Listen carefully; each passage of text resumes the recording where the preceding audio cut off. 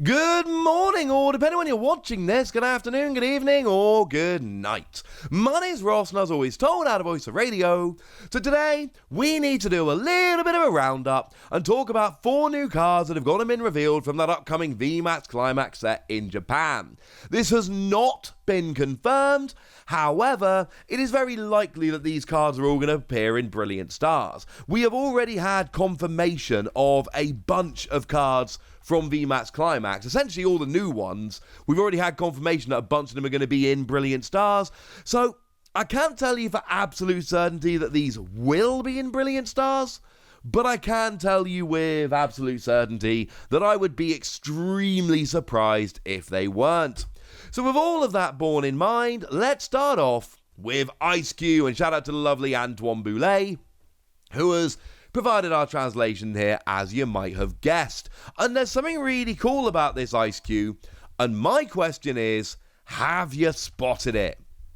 You see, this is the first time we've ever seen Ice Cube with his no ice face. I know. We've always seen Ice Face Ice Cube before. Now we've got the other version, and we do have a fusion Pokemon here. Now, we got 110 HP, which is honestly not that high, and it is in range of Rapid Strike Urshifu on the bench, which is what I'm looking for nowadays. That ain't amazing. And we've got 1 attack here, which I'm going to be honest with you is not terribly impressive. 2 water, 1 colorless energy, 100 damage. Yeah, let's just move on. But we've got an attack which is good. For 1 water, 1 colorless energy, choose one of your opponent's Pokemon. This attack does 40 damage to that Pokemon for each Fusion Energy card that you have in play. So if you can get all 4 Fusion Energy out, you're doing 160 damage to one of your opponent's bench. Or it could be the active, but this is not an attack to waste on the active. Unless you're hitting for Water Weakness, in which case, waste away, ladies and gentlemen, waste away. My point is, this is really good. And it's worth noting, you don't need to have Fusion Strike on Ice Cube. You can have it all on the bench being protected. Obviously, there are some cards we need to think about here. Elisa's Radiance, that lets you attach 2 of those Fusion Strike energy, is clearly a brilliant, brilliant thing here, because it is going to help you get rolling really quickly. To, get 2 of those and you got all of them on the field. Honestly, 1 of these in a couple of turns, you should be okay here. And of course, this does make a really nice partner with the Meloetta from Fusion Strike, which does 70 damage to the active for each Fusion Strike energy attached to all of your Pokemon. Incidentally, that's one of the reasons why we really don't want to use Ice Cube to hit the active unless you're hitting for weakness, because if you're hitting the active with this attack, you might as well just be using Meloetta, which is kind of cool. I'm a big, big fan of this. I love sniping 160. Now, the 160 is relevant because obviously if it was 180, you'd be getting stuff like Crobat on the bench, and being able to snipe a Crobat would make this a proper top tier card. But make no mistake about it, this is still a very cool card, and there are ways to do the extra 20 damage to the bench and all of that. Basically, sniping 160, really, really nice. I love this. I'm giving this 4 Wassies. I think if you're playing a Fusion Strike deck, this has got to be something you consider. And even if you're not playing Water Energy, just put 1 of those 4 Fusion Strike energy onto Ice Cube, and you'll be rolling. And then, of course, you attach for turn, and you are ready to go. I like this, ladies and gentlemen. I like this quite a lot indeed. I do like Ice Cube, so I'm a little biased, but I don't even care. This is brilliant. But if you're looking for something a little bit smaller and a little bit more psychic, or fairy but psychic in the card game, how about a new Dedenne? What we've got here is a very small Pokemon. 70 HP is very low. Does mean you are well within levelable range here, so it's not all bad, I suppose. And what we've got is 1 energy, 20 damage, not impressive. If your opponent has exactly 1 prize card left, this attack does 80 damage, plus confusion. I still don't really like it. You see, the fact of the matter is, confusion has always been good, but it's always been easy to play around. If your opponent's Pokemon is confused, they've got to flip a coin in order to attack, and if they flip tails, then they take 3 damage counters and the attack fails. Okay. But the fact of the matter is there's too many times your opponent can just switch. And if your opponent switches, then they're not confused anymore. And even if they are confused and they attack, they can still flip heads. And if they flip heads, they're in the clear. And that's kind of my point here. As much as I like this as an emergency late game attack, and I do, it's only if your opponent's got one prize card remaining. And it's only good if they can't get out the active and get around confusion. And then it's only good if they flip tails. And even then, it's only 110 damage, even when you build in the confusion damage, assuming they flipped and flipped tails. It's not ideal, ladies and gentlemen. I'm going to be honest with you. I'm not saying it's bad. And as a nice little one-card deck in some decks, it's fine. And it is basic Pokemon single energy. There are things to like about this. But for me, I'm giving it 3 Wossies because there's just too many, but this, but what about this? Nah. Sorry, ladies and gentlemen. Cool card, fun card, but I don't think it's going to be more than an occasional tech in the odd deck here and there. Sorry. So, moving on then, we got one more Pokemon to talk about. It is a Druddigon. And, well, it's a Druddigon. It does Druddigon things. 120 HP is still disappointing because Rapid Strike Urshifu is still a thing. Fire, Water, Colorless, 120. No, clearly. But Fire, Water, 40 damage. If any of your Pokemon were knocked out by damage when attacked during your opponent's previous turn, this attack does 120 more. It's not terrible. Now, I ain't saying it's good, but it ain't terrible. It's just, once again, like with the Dedenne, there's too many things that make me go, but. So, one of the buts is it's got to be a fire and a water energy.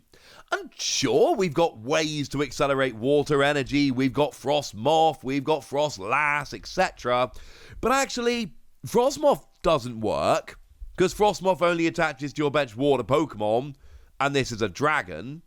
Frostlass, incidentally, will, but, you know, it's not the best one.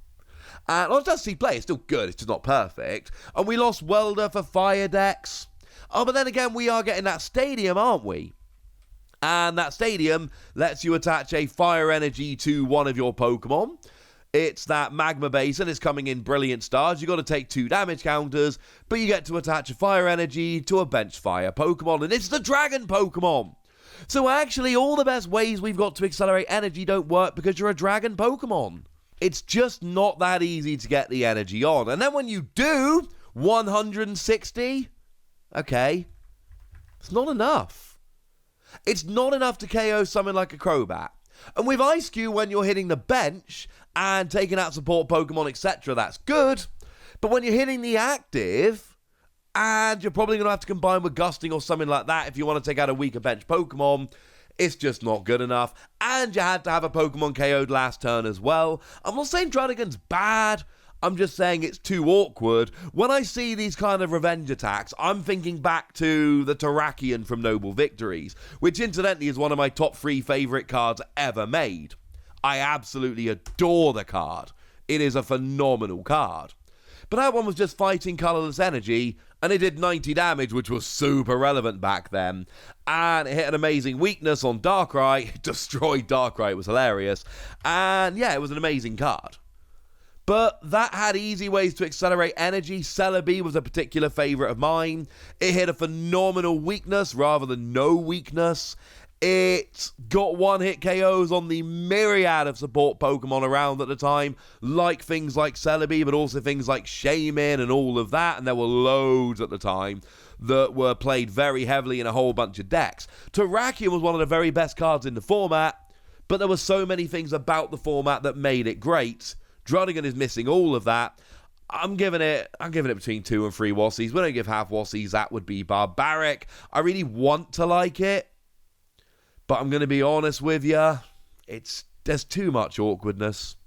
But maybe Gloria can save us. Gloria comes along making her debut in the Pokemon TCG. Obviously the female protagonist from Sword and Shield. Incidentally, I love the artwork here.